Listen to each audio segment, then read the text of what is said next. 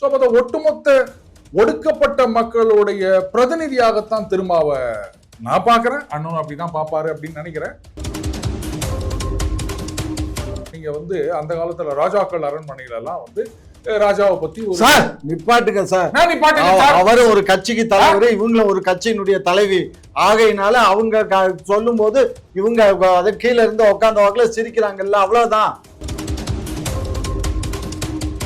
அக்ரிமெண்ட்ல கையெழுத்து போட்டுட்டு ராஜ்யசபா தர்றேன்னு சொல்லி அதான் காட்டியாச்சே. எங்க காமிச்சாங்க? அதெல்லாம் பொய் சொல்லாதீங்க.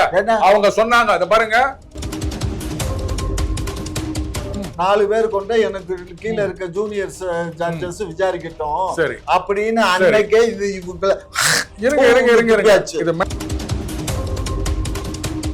செல்லும். அதுக்கு எதுக்கு சுப்ரீம் கோர்ட் ஜட்ஜை எதுக்கு நீங்க நீக்கிட்டு சட்டத்தை முன்வரி?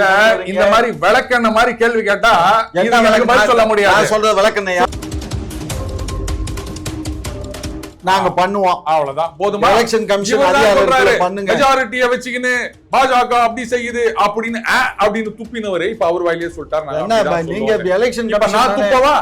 நான் துப்பவா? எதுக்குங்க? பாஜக எந்த பாஜக வந்து எலெக்ஷன் கமிஷன் ஆட்டி வைக்குதுன்னு சொல்றாங்களோ அந்த பாஜக கதறாங்க. ஆனா பாஜக எலெக்ஷன் கமிஷன் ஒண்ணும் பண்ணல. இந்த பட்டி கட்டினா 18 பட்டிக்கு 18 பேர் இன்சார்ஜ் வேணாமா? அதுவா கூட இருக்கலாம்ல, வேற என்ன? அவங்க போவாங்க, ஜெயிப்பாங்க, ஆனா திரும்ப வந்தா எழுந்து நிக்க மாட்டாங்க. அவ்வளவுதான் நான் சொல்றேன். நீ விடுமா, பண்றது பண்ணியாச்சு. ஏதாவது முட்டு குத்து நிக்கிறாரு, மொரட்டு முத்து. நீங்க அடுத்த கேள்வி கேளுங்க.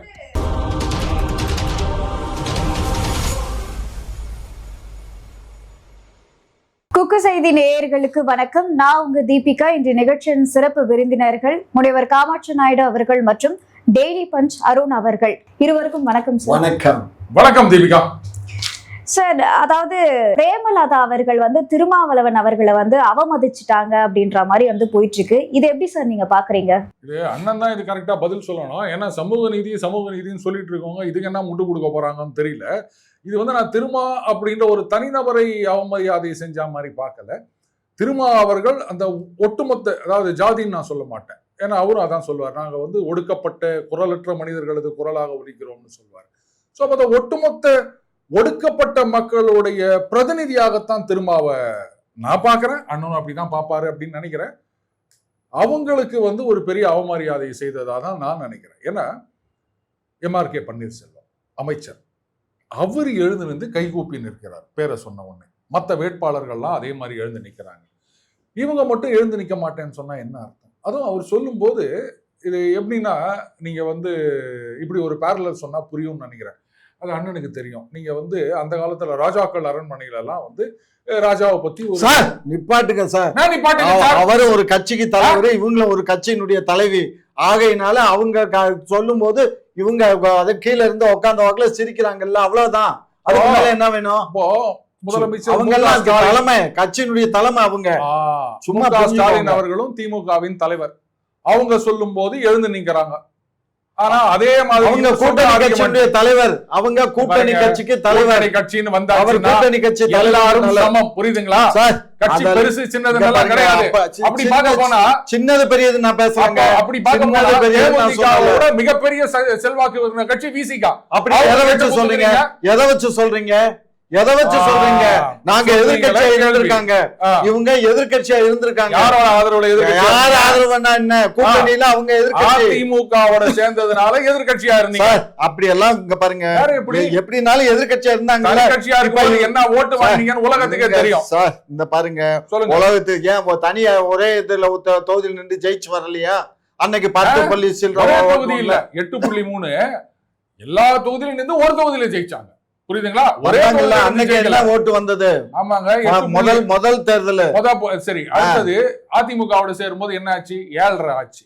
அதுக்கப்புறம் மக்கள் நல கூட்டணி ஆகும் போது மக்கள் நல கூட்டணியில இருந்தாரு. இருங்க சார், திருமாவும் மக்கள் நல கூட்டணியில இருந்தாரு. டாக்டர் தானே இருந்தாங்க, வைகோ இருந்தாருல. அது எல்லாமே நாசமா போச்சு. அதுக்கப்புறம் எங்க காலில் விழுந்துட்டானுங்க. எங்க காலில் விழுந்ததுக்கு அப்புறம் எல்லாரும் இப்போ உயிர்த்துக்கு கொடுத்துருக்கோம். எப்படி திருமாவர்கள் உங்க கால்ல விழுந்துட்டாரு? எங்க கால்ல எல்லாருமே தான் திமுக கால்ல விழுந்திருக்காங்க. எங்க கால்ல தேமுதிகவும் உங்க கால்ல விழுந்து, திமுக கால்ல இல்ல, திமுக கட்சி கால்ல விழுந்திருக்காங்க. இல்ல தேமுதிக உங்க கால்ல விழுந்துச்சு சொல்றீங்க. பாருங்க, எல்லா கட்சியிலுமே வந்து எங்க கூட்டணி அவங்க எங்க கால்ல விழுந்தாலும் சரி, எங்க உயிரோட கலந்தாலும் சரி, ரெண்டு ஒண்ணுதான். தேமுதிக உங்க கால்ல விழுந்துதா இல்லையா? எங்க கால்ல விழுந்த மாதிரி தான் அர்த்தம், விழுந்த மாதிரி தான். ஆமா. ஆனா எனக்கு என்னவோ வேற மாதிரி இல்ல தெரியுது. தெரியும் உங்களுக்கு. 2021 60 சீட்ல நின்று 1/2% ஓட்டு கூட வாங்க முடியாத ஒரு கட்சி, அந்த கட்சிக்கு இத்தனை நாள் உங்க கூட இருந்த விசிகாவுக்கு 8 புத்துட்டு 10 சீட்டு கொடுத்தாங்க. பாருங்க, ராஜ்யசபா எம்பி கொளுத்தி போடுற வேலையெல்லாம் இங்க வச்சுக்காதீங்க. கொளுத்தி போடுற வேலையை தான் பாக்குறீங்க. என்ன அவங்க அப்படி சொன்னாங்களாமா, இப்படி சொன்னாங்களாமா, இல்லாதத கற்பனையா சொல்லல. அப்புறம் இருந்த விஷயத்த நான் சொல்றேன் சார். இங்க பாருங்க, 1/2% ஓட்டு, 1/2% அவர் என்ன வாங்கினாரு அந்த தேர்தல்ல? எல்லாரும் அதே தானே. 21 சொல்லல, 21க்கு வந்துட்டேன். இருங்க, நான் தாண்டி வந்துட்டேன், நீங்க அங்கேயே இருக்கீங்க. நான் 21ல என்ன ஓட்டு வாங்கினாங்க பாருங்க. யாரு? தேமுதிக என்ன வாங்கிச்சு? 21% கூட வாங்கல. அவங்க எத்தனை தொகுதியில போட்டி போட்டாங்க? 60 தொகுதி. 60 தொகுதியில போட்டி போட்டாங்க. யாரு கூட கூட்டணி? அமமுக. என்ன கட்சி? அவனா இருக்கட்டும், உங்க ஓட்டு என்னாச்சு சார்? இங்க பாருங்க, எப்பயுமே வந்து ஒரு முன்னாடி போற வண்டியை பார்த்து பின்னாடி இருக்க வண்டி பின்னாடி. அதனாலதான் 10 சீட்டு ராஜ்யசபா எம்பி சீட்டு அப்படின்னு கொடுத்தீங்களாக்கோ. அங்க அதிமுகல ராஜ்யசபா எம்பி சீட் அதெல்லாம் ஒண்ணு கிடையாது. இங்க பாருங்க, எல்லாம் 5 சீட்டு அதிகம் 24 அப்படின்னு துரத்தி அமைச்சிட்டாங்க. துரத்தி என்ன அந்த நயவஞ்சகன் அக்ரிமெண்ட்ல கையெழுத்து போட்டுட்டு ராஜ்யசபா தர்றேன்னு சொல்லி காமிக்க வேண்டியதானே? அதான் காட்டியாச்சே. எங்க காமிச்சாங்க? அதெல்லாம் பொய் சொல்லாதீங்க. அவங்க சொன்னாங்க, அதை பாருங்க, இவர் வந்து காமிங்கன்னு சொன்ன உடனே நேரம் வரும்போது காமிக்கிறேன்னு சொன்னாங்க. லெட்டர் இன்னி வரைக்கும் காமிக்கல. பொய் சொல்லாதீங்க, பொய் சொல்லாதீங்க. எடுத்து காட்டுறோம், நம்ம சேனல்ல போட்டிருக்கோம், எடுத்து காட்டுறோம். அவர் இன்னும் இந்த கற்பனையில மிதங்குறாரு. நம்ம சேனல்ல அன்னைக்கு பிரேமலதா அதை எடுத்து காட்டி வச்சிருக்கோமா இல்லையா? வைக்க சொல்லி அந்த பிள்ளை வச்சிருச்சு. என்ன எழுதி கொடுத்திருந்தாங்க? இந்த மாதிரி இத்தனை எம்பியும் ராஜ்யசபா ஒன்னும் கொடுக்குறோம்னு சொல்லி இந்த பக்கம் எடப்பாடியும் இந்த பக்கம் பிரேமலதா கையெழுத்து போட்ட லெட்டர். சரி, ஓகே, லெட்டர் இருக்குன்னு கூட வச்சுப்போம். இல்ல, சொன்னதையே இனிமே வந்து உங்க பேச்ச நான் ஒத்துக்கிறேன், நான் பார்க்கல அது ரைட். அப்ப அது உண்மையா இருக்கும் பட்சத்துல இனிமே வந்து உங்களை நம்பி பிரயோஜனம் கிடையாது அப்படின்னு அவரே துரத்தி விட்டுட்டாரு. அவரு துரத்தி விடல சார். என்ன எனக்கு எப்படி வருது வாயில? வேற எப்படி? நாங்க தான் போயா நீ இடியட்டுன்னு சொல்லிட்டு நாங்க தான் வெளியில, அவங்க தான் வந்துட்டாங்க. ஆமா, அவங்க தான் போயான்னு சொல்லிட்டு ஒரே நேரத்துல 2 பேர்கிட்டயும் பேரம் பேசுவாங்கன்னு சொன்னது யாரு? அதெல்லாம் பேரம் இல்ல. நாங்க ஒரு மாசம் அந்த ஆள்கிட்ட போய் இவங்க பேசவே இல்லை. அவ சொல்றாங்க, கட்சியில தானே அந்த குற்றச்சாட்டு வச்சாங்க. நாங்க இங்க பாருங்க, அரசியல் கட்சியில எல்லாமே அவசாரித்தனம் தான், எல்லாம் பேசத்தான் செய்வோம். ஆனா உண்மையில பிரேமலதா என்ன சொன்னாங்கன்னா, நான் எடப்பாடி அண்ணன் கிட்ட போய் நான் வந்து அவங்கள்ட்ட சீட்டு பேரம் பேசல, எப்ப அவங்க உண்மையா நடந்துக்கிடலையோ ஆகையினால அவர்கிட்ட பேசல, ஏதாவது நாங்க பேசியிருந்தா யார்கிட்டயாவது பேசியிருந்தா ப்ரூவ் பண்ணுங்க அப்படின்னு பேசிட்டாங்க இந்த லெட்டரை வெளியிட்டு. புரியுது? சொல்லுங்க ஐயா. அப்போ இதெல்லாம் எப்போ முடிஞ்சு போச்சு. அது ஏன் காங்கிரஸ் வந்து அந்த பக்கம் போயிருமோ அப்படின்னு போது மட்டும் முடிவெடுத்து திமுக பக்கம் வராங்க? அதுக்கு முன்னாடியே வர வேண்டியதானே? சீட்டு கிடையாது போன்னு சொன்னது எப்போ முடிஞ்சு போச்சு. இந்த ராஜ்யசபா எம்பி எலெக்ஷன் இல்ல, அதுக்கு முன்னாடியே முடிஞ்சு போச்சு. அப்புறம் ஏன் வந்து ஜனவரி மாசம் பொதுக்குழு கூடும், இவங்கெல்லாம் சொல்லுவாங்க அவங்கெல்லாம் சொல்லுவாங்க, இப்படி எல்லாம் இழுத்தடிச்சு ஐயோ காங்கிரஸ் வந்து வராம போயிடுமோன்னு போது கபால்னு உள்ள சேர்த்துக்கிறீங்க. இதுல இருந்தே தெரியலையா? இதுல இவரு சொல்றாரு தேமுதிக எங்க கால்ல ஊந்துச்சு, காங்கிரஸ் எங்களுக்கு சட்னி கூட நம்பாது சார். காங்கிரஸ் எந்த காலத்திலயும் எங்களை விட்டு போவாது சார். ஏன்னா அங்க டெல்லியில எங்க 26 எம்பி எங்க 26 வந்துட்டு தானே பாண்டிச்சேரி போனாரு. அவர் சென்னைக்கு வந்து பாண்டிச்சேரி போனா, பாண்டிச்சேரி வந்து சென்னைக்கு வந்தா ஒரு போனா எங்களுக்கு என்ன? ராஜ்யசபா அவருக்கு வந்து எந்த செல்வாக்கு வருவாரு, தேர்தல் பிரச்சாரத்துக்கு வருவாரு, தமிழ்நாட்டுல வருவார். வரலைன்னா என்ன? வரலைன்னா நான் வேணா தற்கொலை பண்ணிக்கணுமா? என்ன கேக்குறீங்க? கண்டிப்பா 100க்கு 100 வர்றாரு, அதுல ஒண்ணு டவுட் சார். வர்றாருன்னு சொன்னா நம்புங்க சார். வரலைன்னா என்ன பண்ண முடியும்? அவரை தான் தூக்குல போட்டுருவோமா ராகுல? சரி, அதெல்லாம் வேண்டாம். ஏன் போறீங்க? யார் வந்தாலும் எங்களுக்கு ஒன்னும் பிரச்சனை இல்லங்க. பாஜக ஃபீல் பண்ணிருக்காங்க, ராகுல் காந்தி வந்தா ஒரு 4 சீட் எக்ஸ்ட்ரா கிடைக்குமே, அவர் வராம போயிடுவாரு. ஏன்னா எல்லாமே அயோக்கியத்தனம். டெல்லியில இவனுக்கு பண்ண அயோக்கியத்தனத்தை புட்டு புட்டு சுப்ரீம் கோர்ட்ல இருக்க சீஃப் ஜட்ஜ் முத கொண்டு புட்டு புட்டு வைக்கிறாரு. யாரு சீஃப் ஜட்ஜ் என்ன சொன்னாரு? இந்த வழக்கை நான் விசாரிக்க வேண்டாம், ஏற்கனவே இது வந்து எதிர்கட்சி தலைவர், அதே மாதிரி சுப்ரீம் கோர்ட் ஜட்ஜ், பிரதமர் 3 பேர் இருந்தாலும் எலெக்ஷன் கமிஷனர் தேர்ந்தெடுக்கணும். இது இவங்க வந்து சட்டத்துக்கு புறம்பா இவங்க செய்யறாங்க. ஆகையினால இந்த கேஸ நான் விசாரிக்க வேண்டாம், 4 பேர் கொண்டு எனக்கு கீழே இருக்க ஜூனியர் ஜட்ஜஸ் விசாரிக்கட்டும் அப்படின்னு அன்னைக்கே இது இவங்க இது மேட்டர் என்ன நான் சொல்றேன். அதாவது எலெக்ஷன் கமிஷனரை அப்பாயிண்ட் பண்றதுக்கு யாரு என்ன பண்ணணும்னா பிரதமர், எதிர்கட்சி தலைவர், சீஃப் ஜஸ்டிஸ் இப்படின்னு ஒரு நடைமுறை. ஆமா, எந்த காலத்துல இருந்து இந்த நடைமுறை அமலுக்கு வந்ததுன்னு தெரியுமா உங்களுக்கு? அது தெரியாது ஐயா. காங்கிரஸ் ஆட்சியில இருந்த வரைக்கும் எதிர்கட்சி தலைவர்லாம் கிடையாது, பிரதம மந்திரி கூட கிடையாது, சோனியா காந்தி அம்மையார் தான். நீங்க அன்னைக்கு பத்திரிகையில வந்த செய்தியை பாருங்க, இவரை வந்து சோனியா அம்மையார் எலெக்ஷன் கமிஷனராக நியமித்தார்னு செய்தி வந்துடும். அப்படி எல்லாம் நியமிக்க முடியும் பாருங்க. சோனியா அம்மா பாருங்க சார், சோனியா அம்மா எதுல இருந்தாங்க? அவங்க என்ன பிஎம் இருந்தாங்களா? அவங்க எப்படி நியமிக்க முடியும்? அமைச்சர்களை நியமிக்கிறது செலக்ட் பண்றது யாருங்க? அமைச்சர்கள் சார், பிரதம மந்திரி தானே சார். பிரதம மந்திரி இவங்க கட்சியுடைய தலைவர்னா 2 பேரும் கலந்து ஆலோசிச்சு பண்ணுவாங்க. கதையெல்லாம் என்ன சொல்லுது அதை பத்தி மட்டும் தான் பேசணும். பிரதமர் தான் பண்ணணும். ஆனா பிரதமர் அவங்க உள்ளுக்குள்ள கலந்துக்குவாங்க. அதைத்தான் நான் சொல்ல வரேன். இப்ப நீங்க கேட்டீங்களே எலெக்ஷன் கமிஷனரை சோனியா காந்தி எப்படி பண்ணுவாங்கன்னு, அவங்க கட்சி தலைவர், அதனால அவங்க அப்பாயிண்ட் பண்ணாங்க. சரி, அடுத்தது வரேன். காங்கிரஸ் ஆட்சி காலம் முடிந்த பிறகுதான் இந்த மாதிரி ஒரு சிக்கல் வரும்போது அப்ப வந்து இதுக்கான சட்டம் இல்லை, அந்த சட்டம் நிறைவேற்றப்படும் வரையில் இந்த மாதிரி ஒரு பேனல் வைங்க, பிரதமர், அதுக்கப்புறம் எதிர்கட்சி தலைவர், சீஃப் ஜஸ்டிஸ் அப்படின்னு சுப்ரீம் கோர்ட்ல ஒரு டைரக்ஷன் கொடுக்குறாங்க. கொடுக்கும்போது என்ன சொல்றாங்க, எப்படி நியமிப்பதுன்றது பிளாக் அண்ட் ஒயிட்டா சட்டம் இல்லை, அந்த சட்டம் நிறைவேற்றும் வரைக்கும் இது டெம்பரரி, இப்படிதான் சொன்னாங்க. அதே மாதிரி சுப்ரீம் கோர்ட் டைரக்ஷன் படி கவர்மெண்ட்ல வந்து அவங்க ஒரு சட்டத்தை நிறைவேற்றுகின்றார்கள், யார் யார் அப்படின்னு சொல்லிட்டு. அவ்வளவுதான், முடிஞ்சு போச்சு. நீங்க இருக்கிற வரைக்கும் பிரதம மந்திரியே வாய் மூடின்னு உட்கார்ந்திருப்பாரு. பதவியே இல்லாத சோனியா காந்தி ஒருத்தர் அப்பாயிண்ட் பண்ணுவாங்க. ஏற்கனவே இந்த மாதிரி மெத்தடுக்கு நீங்க சட்டத்தை முன்வடிவு கொண்டுட்டு வாங்கன்னு சீஃப் ஜட்ஜ் சொன்னதுக்கு அப்புறம் இவங்க சட்ட முன்வடிவு கொண்டு வரும்போது என்ன கொண்டு வர்றாங்கன்னா, சீஃப் ஜட்ஜை கழட்டி விட்டுட்டு சட்டத்துறை அமைச்சரும் பிரதமரும் எதிர்கட்சி தலைவர்னு கொண்டு வர்றாங்க. அப்ப 3 பேரு தனித்தனி ஆட்கள் சொல்றது காரணம் என்னன்னா, அப்ப 2 எது மெஜாரிட்டியோ அதுதான் நிக்கும். இப்ப சட்டத்துறை அமைச்சர் அவங்க ஆட்சியில அவர் பிரதமர், அவங்க 2 பேரும் ப்ரப்போஸ் பண்ணா அப்ப அதுதானே செல்லும். அதுக்கு எதுக்கு சுப்ரீம் கோர்ட் ஜட்ஜை எதுக்கு நீங்க நீக்கிட்டு சட்டத்தை முன்வடி? இந்த மாதிரி விளக்கெண்ண மாதிரி கேள்வி கேட்டா என்ன சொல்ல முடியாது. சொல்றது விளக்கெண்ணையா? சுப்ரீம் கோர்ட்ல என்ன சொல்றாங்க, என்ன சொன்னாங்க, சட்டம் இல்லாததுனால சட்டம் நிறைவேற்றப்படும் வரை சீஃப் ஜஸ்டிஸ் அதுல இருப்பாருன்னு சொல்றாங்க.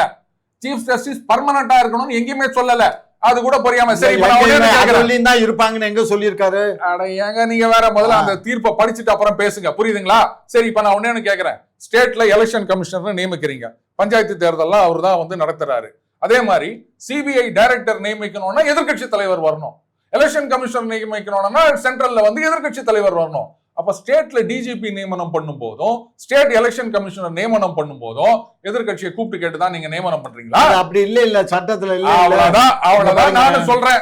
பாருங்க, எலெக்ஷன் கமிஷன் நியமனத்துல சீஃப் ஜஸ்டிஸ் இருக்கணும்னு சட்டத்துல இடம் இல்ல, ஒத்துக்கிட்டு போங்க வாய. நீங்க அப்படித்தான், அதான் மெஜாரிட்டி பார்லிமெண்ட்ல வச்சுக்கிட்டு நீங்க பண்ற அனைவரும் கருமம். 1,43,000 கோடி கடன் வாங்கி இந்த நாட்டையே ரொம்ப கேவலமா பண்ணிட்டு இப்ப போய் 10 லட்சம் கோடி கடன் வாங்கினவர் பேசுறாரு. 10 லட்சம் கோடி கடன் வாங்கினவர் பேசுறாரு.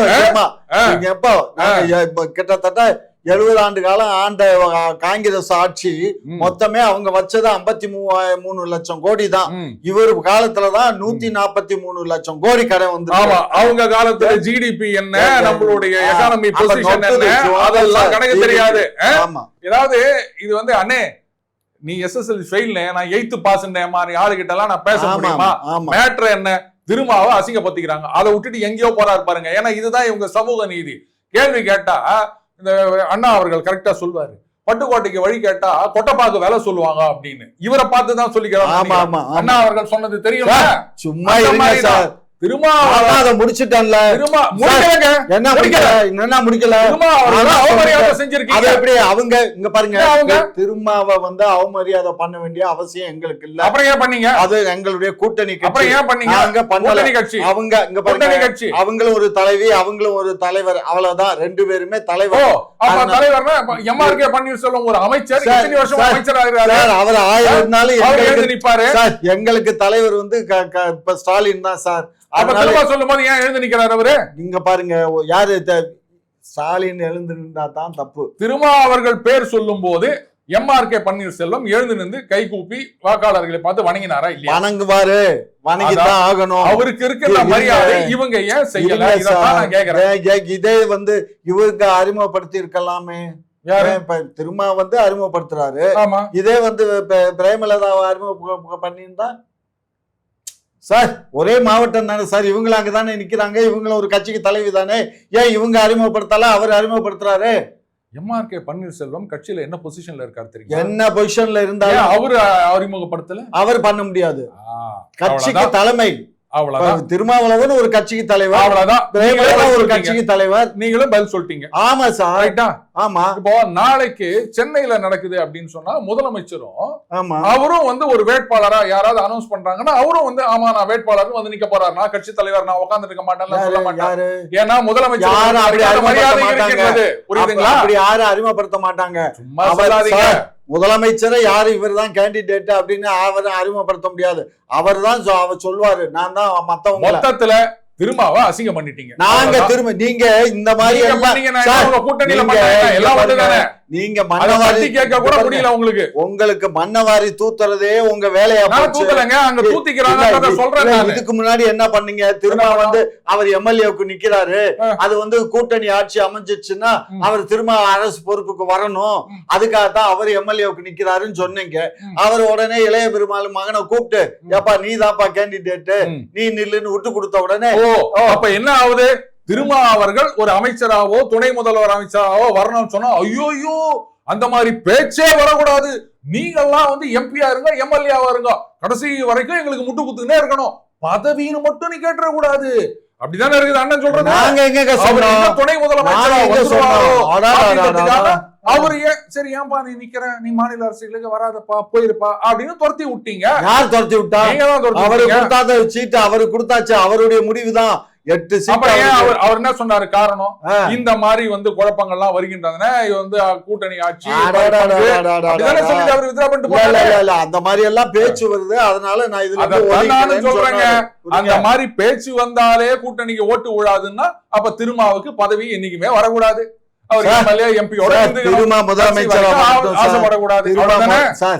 முதலமைச்சரா வரட்டும், திருமா பிரதமரா வரட்டும், எங்களுக்கு என்ன சார்? அப்படியே விட்டுருவீங்களா நீங்க தான்? ஏங்க இதுல என்னங்க விடுறது? மக்கள் வாக்களிக்கணுங்க, அவரை தனிச்சு நிக்க சொல்லுங்க, மக்களோட வாக்கு கேட்கட்டும். நல்லா சொன்னீங்க. அவர் தலைமையில கூட்டணியில இருக்க தலைவியே மதிக்கிறது இல்ல, அப்புறம் நீங்க அவர் தலைமையில ஒரு கூட்டணி அமைச்சு அவருக்கு தேர்தலில் நிக்க கரெக்ட் தாங்க சொல்லுவீங்க, இப்படிதான் சொல்லுவீங்க. கூட்டணியில இவ்வளவு அவமரியாதை பண்ணிருக்காங்க, பாருங்க இதெல்லாம் அவமரியாதைன்னு சொல்றாங்க. ஏங்க அவங்களுக்கு சந்தர்ப்ப சூழ்நிலை, ஒரு பெண்ணுக்கு எவ்வளவு பிரச்சனைகள் இருக்குங்கிறது நீங்க வேற முதலமைச்சர் சொல்லும் போது எழுந்து நின்றாங்கல்ல அதே கூட்டத்துல. ஏங்க அப்படியே திரும்ப எந்திரிச்சு நிக்கிறதுக்கு அவங்க ஒரு பெண்ணுக்கு பல பிரச்சனைகள் இருக்கு சார். இது பாருங்க, இந்த நேரத்துல உடனே இந்த பெண்ணுன்ற விக்டிம் கார்டு எல்லாம் எடுத்துட்டு வரக்கூடாது, புரியுதுங்களா? அவ தேர்தல் பிரச்சாரம் போகும்போது போக மாட்டாங்களா இவங்க? நான் வந்து விருதாச்சலத்துல எங்கேயும் நான் போக மாட்டேன்னு சொல்லிடுவாங்களா இவங்க? அவங்க போவாங்க, ஜெயிப்பாங்க, ஆனா திரும்ப வந்தா எழுந்து நிக்க மாட்டாங்க. அவ்வளவுதான் நான் சொல்றேன். நீ விடுமா, பண்றது பண்ணியாச்சு, ஏதாவது முட்டு குத்து நிக்கிறாரு மொரட்டு முத்து. நீங்க அடுத்த கேள்வி கேளுங்க. அதாவது கோவை தொகுதியில செந்தில் பாலாஜி அவர்கள் வந்து வேட்பாளரா அறிவிச்சிருக்காங்க. சோ இதுல ஒரு விஷயம் என்ன அப்படின்னு பாத்தீங்கன்னா, சுயேட்சை வேட்பாளர்ல கிட்டத்தட்ட ஒரு 18 பேர் வந்து கரூரை சேர்ந்த சுயேட்சை வேட்பாளர்கள் கோவையில வந்து நிக்கிறாங்க. இதுக்கு வந்து என்ன சொல்றாங்க அப்படின்னு பாத்தீங்கன்னா, அதாவது ஏடிஎம்கே உடைய பிரச்சாரத்தை கெடுக்கிறதுக்காகவும், அதாவது தேர்தல் நேரத்துல பணம் பட்டுவாடா பண்றதுக்காகவும் செந்தில் பாலாஜி அவர்களுடைய ஆட்கள் தான் இந்த 18 சுயேட்சை வேட்பாளர்கள் அப்படின்ற மாதிரி சொல்றாங்க சார்.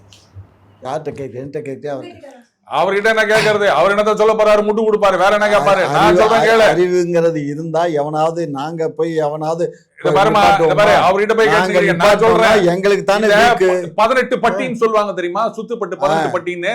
இப்ப நீங்க என்ன சொன்னீங்க? 18 வேட்பாளர்னு சொன்னீங்க. அவ்வளவுதான். அப்போ இந்த பட்டி கட்டுறது அப்படின்றது வந்து பட்டி தொட்டி எங்கும் பரப்பி விட்டது யாரு?